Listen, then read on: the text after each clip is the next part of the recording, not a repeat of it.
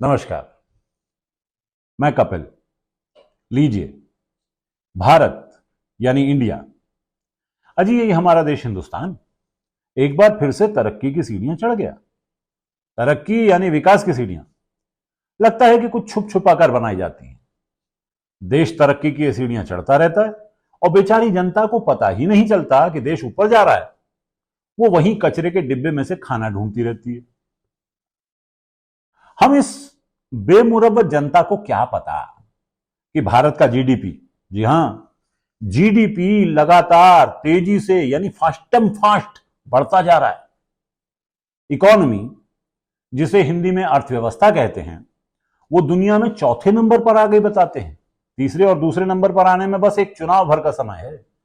बस कुछ हल्के छोटे कदम उठाने हैं और पहुंची की पहुंची इस देश की अर्थव्यवस्था पहले नंबर पर। विकसित भारत बनाने के लिए तत्काल भारत की इकोनॉमी को 4 नंबर से 3 नंबर पर ले जाने के लिए अब हम कोई विदेशी चीज का उपयोग नहीं करेंगे। मोदी जी कहते हैं कि चीनी सामानों का बहिष्कार करो। सरकार ऐसा नहीं कर सकती। नहीं कर सकती माने सरकार चाहे तो कुछ भी कर सकती है। चीनी सामान का आयात बंद कर सकती है, चीनी सामान पर प्रतिबंध लगा सकती है, चीनी सामान पर टैरिफ बढ़ा सकती है। लेकिन दरअसल ये सरकार खुद से ज्यादा अपनी जनता पर भरोसा करती है। तो जो सरकार जनता पर भरोसा करती है वो जनता से कहती है कि देखो भाई लोग, हम तो चीन से व्यापार करते रहेंगे, चीन हमारी जमीनों पर भले कब्जा कर ले, चीन तक नहीं बोलेंगे, लेकिन तुम लोग यानी जनता जो और कुछ नहीं कर सकती, कम से कम चीनी सामान का बहिष्कार तो करे। बहिष्कार का यह आइडिया भी गांधी जी के विदेशी कपड़ों के बहिष्कार से चुराया गया है। लेकिन कहते हैं और सच कहते हैं कि नकल के लिए भी अकल की जरूरत पड़ती है।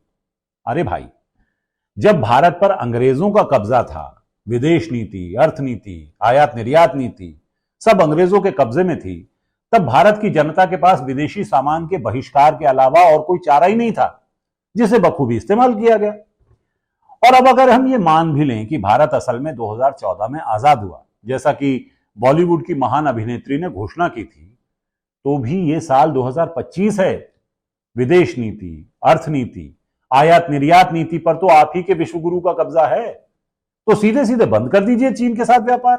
और वो लाल आंखें जो आपने विदेशी मेबाक चश्मे के पीछे छुपा रखी हैं, उनसे चीन की तरफ देखिए, जरा तो ची कीजिए साहेब, जरा तो लाल आंखें दिखाकर डराइए उन्हें। भाषणबाजी में महारत है, बाकी सब कुछ टाई टाई फुस। किसी जमाने में एक गांव में एक लड़का रहता था, स्कूल में पढ़ता था। उन दिनों स्कूल को स्कूल या सकूल कहा जाता था। 100 में से 52 नंबर लाया, कक्षा में 23वें नंबर पर था।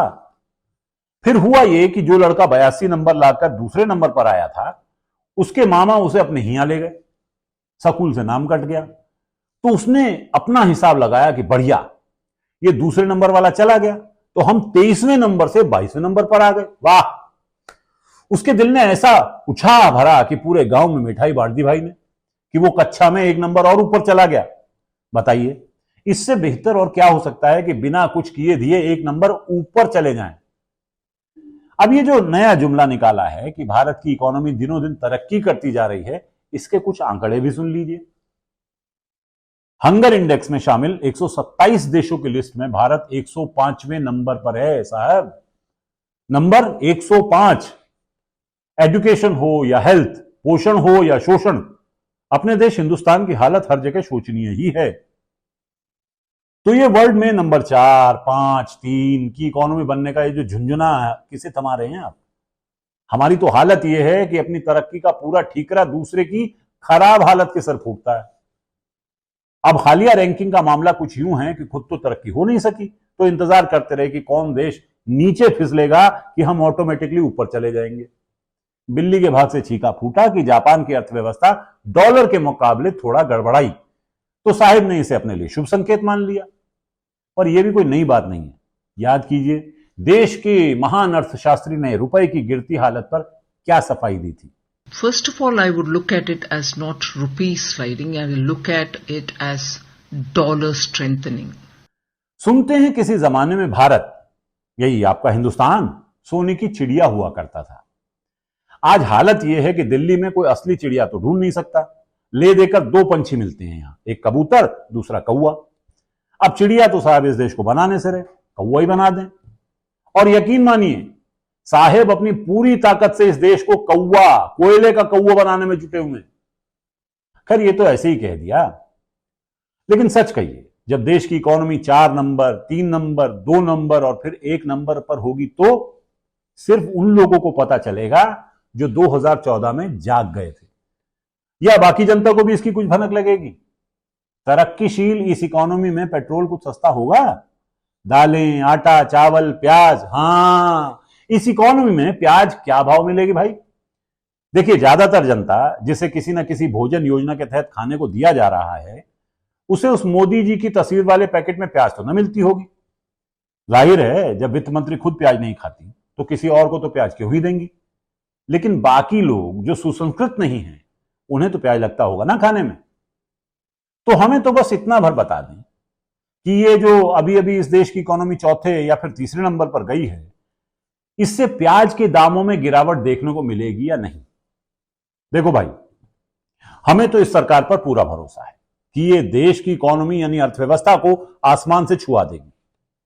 अरे भाई, जब राज्यों में 4-6 इंजनों वाली सरकारें चल रही हों और राज्यों के सीएम ऐसे बयान दे रहे हों, तो पक्का है कि केंद्र सरकार इस देश की इकोनॉमी को 8-10 इंजन लगाकर खींच रही है और ये इकोनॉमी पक्के तौर पर आगे जाएगी। पीछे जाने का तो सवाल ही पैदा नहीं होता। हमारे तो बस कुछ मासूम से सवाल हैं जिनके जवाब न भी मिलें तो कोई हर्ज नहीं। जैसे अभी बिहार में बीपीएससी के अभ्यर्थियों पर पुलिस ने जमकर डंडा परेड की थी। तो जब इकोनॉमी दुनिया के चौथे नंबर पर आ गई है, तो फिर इस देश में छात्र, युवा, महिलाएं, बच्चे, दलित आदि को ये पुलिसिया डंडा परेड का प्रसाद तो मिलता रहेगा ना। भाई, रोजगार मिले ना मिले, पुलिसिया लाठी चार्ज बस मिलता रहे, हम तो इसी से आनंद में रहते हैं। अच्छा, क्या अब भी इस देश में पकौड़े बेचने को रोजगार माना जाएगा, या फिर दुनिया की चौथी सबसे बड़ी इकोनॉमी होने के चलते उन्हें चाय पकौड़े बेचने से, साइकिल का पंचर लगाने से, पान बीड़ी बेचने के रोजगार से निजात मिलेगी? जेन्युइन सवाल है भाई, आपको हंसी सूझ रही है। चलिए, बिना कुछ किए धरे इकोनॉमी एक सीढ़ी और ऊपर चढ़ गई। उन सबको जिन्होंने इसके लिए काम किया, बहुत बहुत धन्यवाद।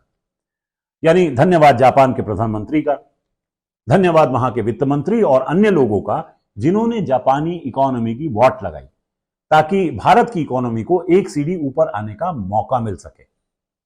हम उम्मीद करते हैं कि भारत की इकोनॉमी को आगे बढ़ाने में अन्य देश भी हमारे विश्वगुरु, वीरों के वीर, यशस्वी प्रधानमंत्री के साथ ऐसे ही सहयोग करते रहेंगे। अभी यूएस यानी अमेरिका और चीन हमसे ऊपर है। हमें उम्मीद करनी चाहिए कि जल्द ही उनकी इकोनॉमी धराशायी होगी और हमें और ऊपर बढ़ने का मौका मिलेगा। अच्छा, इससे याद आया, आपको याद है जब जापान के प्रधानमंत्री भारत आए थे तो बहुत सारे विरोधियों ने उनका मजाक बनाया था। मतलब जैसे हमारे वाले उन्हें झूला झूला रहे थे, गंगा में आरती दिखाने ले गए थे। अब समझ में आया कि उस वक्त चुपके चुपके क्या बातें हो रही थी। हमारे वाले बड़े डिप्लोमेट हैं। जापान के प्रधानमंत्री को उस वक्त समझा रहे थे कि तुम अपनी इकोनॉमी डाउन करो ताकि हमारी इकोनॉमी ऊपर आ जाए। इस वर्ल्ड इकोनॉमी का मतलब अब जाकर समझ में आया। हम तो यही आशा करते थे कि और देशों के प्रधानमंत्री भी भारत आएं, हमारे महान-मानव के साथ झूला झूलें और अपनी इकोनॉमी को नीचे गिराकर हमारी इकोनॉमी के नंबर बढ़ाने में मदद करें। अच्छा, अब आखिरी बात सुन लो, कान खोलकर सुन लो। रोजगार नहीं मिलेगा, महंगाई कम नहीं होगी, विरोध करने पर ऐसे ही जेल भेजे जाते रहोगे, अपनी कमियों को रोते रहोगे, लेकिन इकोनॉमी एक पायदान ऊपर आने की खुशी अगर तुमने नहीं मनाई तो सच कह रहे हैं, सीधे सुप्रीम कोर्ट से शिकायत करेंगे कि वो तुम्हारे ऊपर एसआईटी बिठाए कि जांच तो हो कि तुम आखिर किस तरह के देशद्रोही हो। इसलिए सीधे सीधे कह रहे हैं, क्या रहे हैं, आदेश दे रहे हैं कि चीनी सामान का बहिष्कार करो। मतलब अपने इस सस्ते चाइनीज मोबाइल से सोशल मीडिया पोस्ट लगाओ कि चाइनीज सामान का बहिष्कार करके सरकार के हाथ मजबूत किए जाए। दूसरे, भारत की इकोनॉमी की इस जबरदस्त तरक्की के उपलक्ष्य में हमें मिठाई भेजो। नहीं भेजोगे तो तुम्हारे ऊपर एफआईआर की जाएगी। और इससे तुम बस ऐसे बच सकते हो कि इस वीडियो को लाइक और शेयर करो और ऐसे देश प्रेमी वीडियो और देखने हो तो सब्सक्राइब भी कर लो, समझे। अब आखिर में गालिब का एक शेर याद आता है, उनसे गिला नहीं है जो मानते नहीं, उनसे गिला नहीं है जो मानते नहीं है, तुम मान लो हमारी धमकी है ये हमारी।